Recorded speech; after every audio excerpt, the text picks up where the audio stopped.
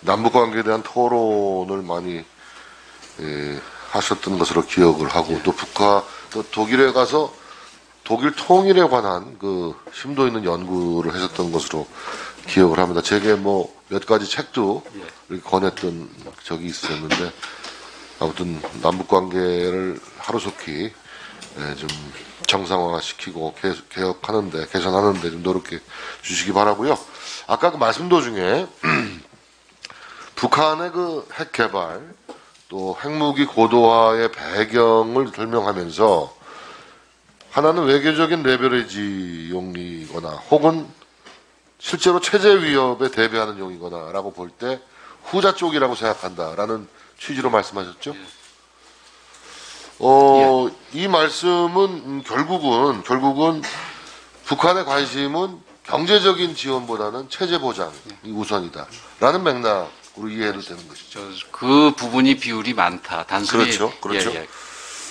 근데 그 말씀을 들어보니까 지금 사실 이 청문회를 통해서 많은 국민들이 윤석열 정부의 대북 정책은 뭘까? 이걸 궁금해하실 텐데 우리 장관 후보자의 말씀을 들으면 적어도 윤석열 정부의 대북 정책은 이명박 정부의 비핵 개방 3천하고는 좀 다른 것 같다라는 느낌을 받는데 틀립니까?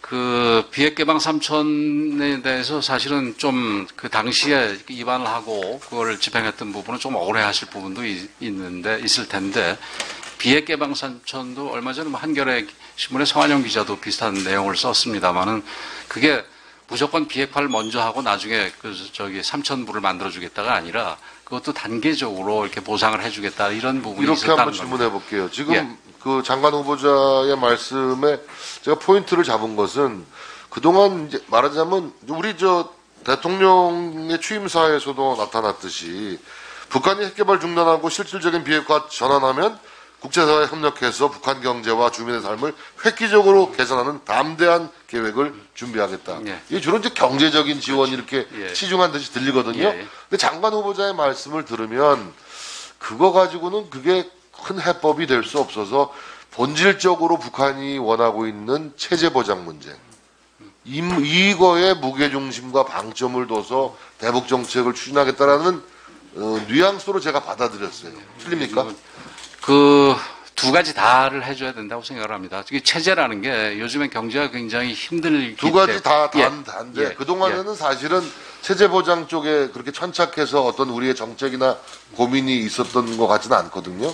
6자 회담에서도 사실은 그 부분에 대해서 논의가 제법 있었던 걸로 알고 있습니다. 어쨌든 그러면 경제적인 지원이나 이거보다는 북한의 체제 보장 고민에 대해서 우리가 어떻게 대응하느냐 이 문제에 대해서 더 깊이 고민하겠다 그런 말씀이시죠? 조금 약간 생각이 바뀌었다고도 얘기를 할 수 있겠지만 그러니까 말하자면 MB 정부의 비핵 개방 3천 같은 노선과는 좀 다른 겁니다. 다른 부분도 어드레스를 해야 된다. 잘 알겠습니다. 굉장히 중요한 포인트라고 저는 생각을 하는데요. 자, 오늘 아침에 북한의 신종 코로나 바이러스 감염증이 첫 감염자가 발생했다라고 북한이 처음으로 확진 사실을 인정했습니다. 뉴스 보셨습니까? 예, 봤습니다. 이거는 김정은이 참석한 조선노동당 중앙위원회 제8차 정치국 회의에서 발표한 겁니다. 2020년 2월부터 오늘에 이르는 2년 3개월에 걸쳐 굳건히 지켜온 우리의 비상방역 전선에 파공이 생기는 국가 최중대 비상사건이 발생하였다라고 발표를 했어요.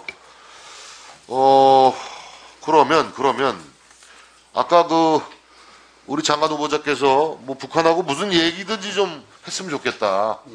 대화의 물꼬를 좀 터야겠다라는 강한 의지를 보이셨는데 그동안에 북한은 거의 모든 대화를 거절해왔죠.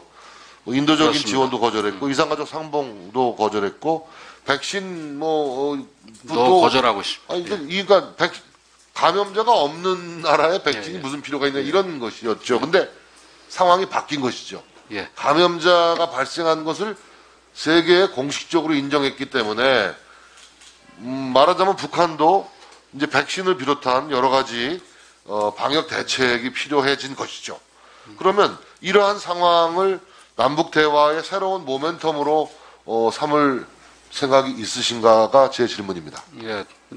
당연히 그 무슨 이건 뭐 북한의 어떤 어려운 상황을 뭐 이용한다라는 식의 거는 조금 뭐 도덕적으로 문제가 있겠습니다만은 그 북한이 어려움에 처한 부분에 있어서 우리가 적극적으로 그 도울 의향이 있다라는 정도로 말씀을 드리겠습니다. 그동안 지금 코로나 문제를 그 말씀하셨죠. 작년에도 저희들이 그 정책 질의를 통해서 확인한 바에 의하면 통일부에서 이미 북한의 백신 지원에 대해서 검토를 했던 예. 사실이 있거든요.